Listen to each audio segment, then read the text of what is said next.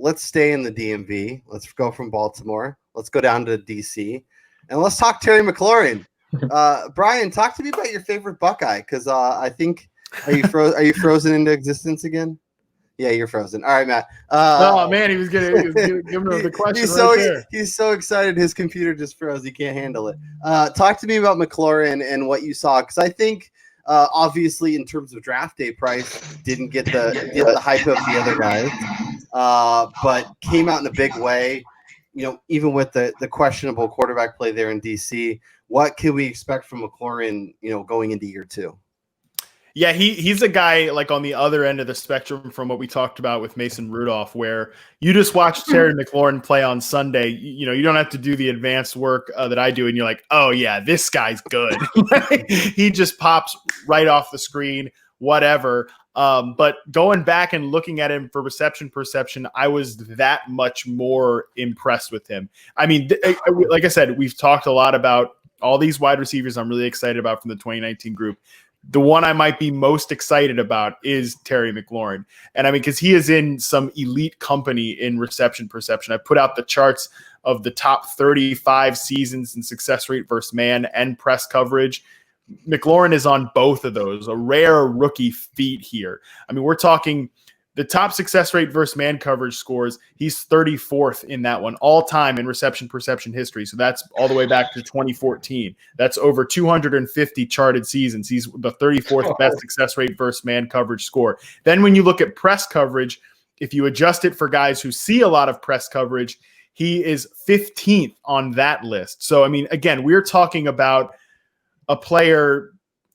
I don't want to I think he's legitimately comparable to Odell Beckham at his peak. I know that's like crazy high praise, but that's the type of player that I think we're seeing, because it's not just the fact that he separates against man coverage, he separates press coverage, he separates, deep, intermediate, short, all the routes that you want.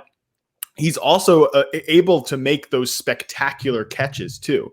McLaurin in his reception perception sample saw a contested catch attempt on 30.9% of his sample targets and caught 82.4 of them. It's just like mind-boggling stuff for a rookie wide receiver. And here's the deal, guys.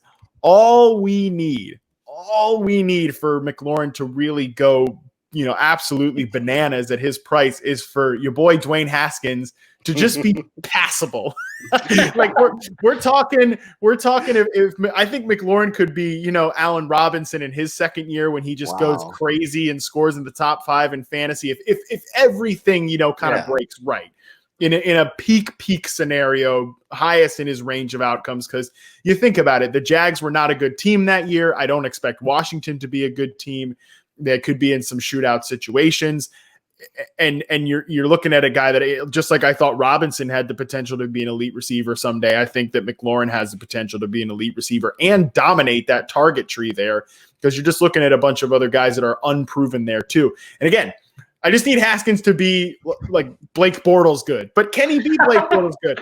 I don't know. There's enough signal from the end of the season, though, to be slightly optimistic, to be fair. In his last 3 games, he kind of finished relatively strong. 5-to-1 touchdown to interception ratio, 67% completion rate, 8.8 adjusted yards per attempt.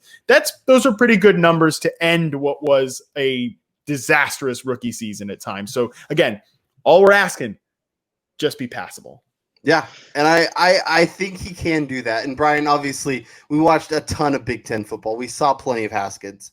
When there's protection, when the offensive line does their part, he can be a serviceable to maybe a little bit above that, and maybe more. Who knows? But I think if the offensive line does their part, I'm really curious to see how Ron Rivera's, what his impact is and how much he can have it in year 1. Because obviously with, we're probably not going to have OTAs. We're probably not going to have a different training camp. Things are going to be unique. But if he's able to get Dwayne on Zoom calls and go over stuff and completely work with him, and then when they can finally get on the field and throw the football, if he's not thinking, if he's not worried about getting crushed, he might actually be able to be okay. And then Terry McLaurin's going off and Antonio Gibson's going off. And all of a sudden Washington's offense, not terrible, and that's all we're asking. Not asking for much here. Terry, it really pains me to say it as a Michigan fan and as a Cowboys fan. Terry McLaurin is probably one of my favorite wide receivers going into the 2020 season. I know Matt is like the king of the reception perception, all these statistics, so I let him do his thing. But so last night I did a little deeper dive into Washington and Ron Rivera's regime here.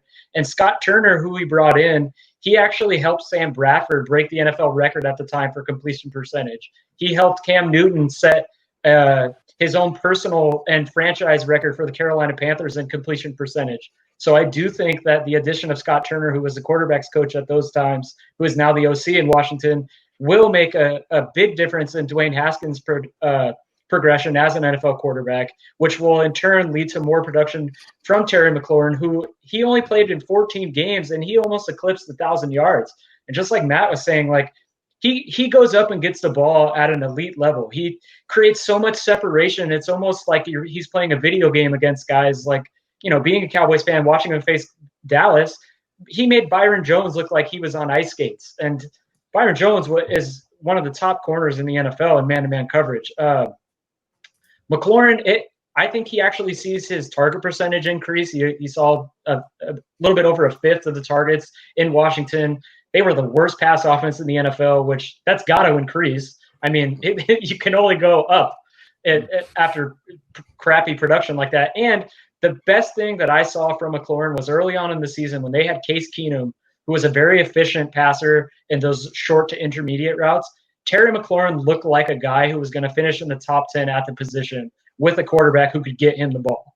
Mm-hmm. So just like you guys said, just be passable.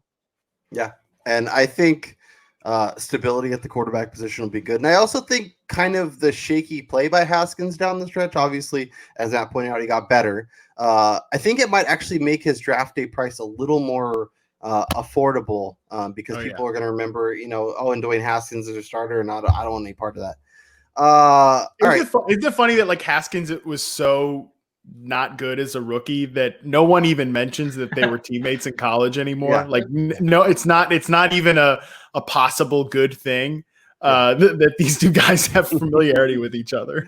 Yeah, I know. I remember because everybody's like, "Oh, Haskins and McLaurin's going to be good," and yeah, it's wild. It is same with James Washington. That college tie, that college tie isn't always what it's cracked up to be.